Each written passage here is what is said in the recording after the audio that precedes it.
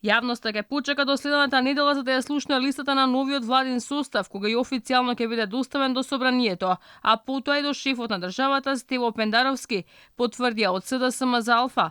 Имињата на новите министри вечерва на состанок на високите органи на партијата ќе бидат представени од Димитар Ковачевски.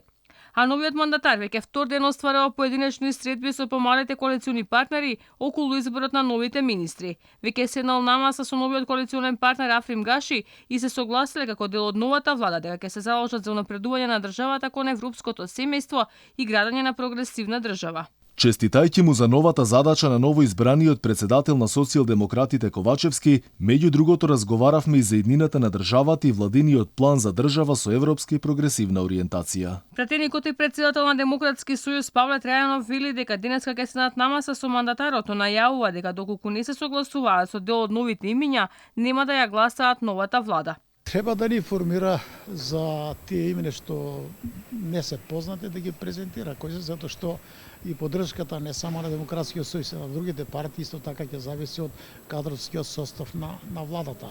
Може ако има предлози кои што не можеме да ги поддржаме, тоа значи дека тоа јавно ќе го соопштиме. Значи очекуваме транспарентност. Во оваа фаза можеби не ќе може да се објават предлозите, бидејќи уште се разговара. Инаку со формирањето на новата влада ќе стапат на функција и министрите кои ги предложи алтернатива како дел од коалицијата која договорија со премиерот во заминување Зоран Заев. Веќе е јасно дека тие ќе го земат секторот здравство, каде на местото на Венко Филипче треба да седне стоматологот Беким Сали. А во тајност се уште се држат имињата на новите министри кои треба да ги наследат Радмила Шекеринска, Мила Царовска, Лјупчо Николовски и Оливер Спасовски, кои веќе си поднесоа оставки од сите партиски функции, а дел од нив и категорично најавија дека нема да бидат дел од новиот владин кабинет. Партиски извори брефираа дека западноевропските дипломати искажале сериозна загриженост во односот на изборот на кадрите и безбедносните сертификати, кои што пак се неопходни во работата со НАТО.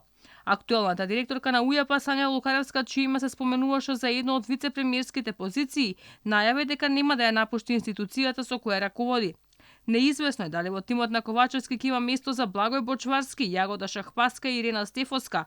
Единствено, ЛДП ќе остане со ресорот локална самоуправа, а од кадрите на СДСМ известна е позицијата само на Бојан Маречик, кој ќе го наследи Димитров како вице-премиер за евроинтеграции. Сепак јасно е дека за кадрите на ДУИ воопшто и не се разговара, односно тие ќе ги задржат министерствата кои ги имаат.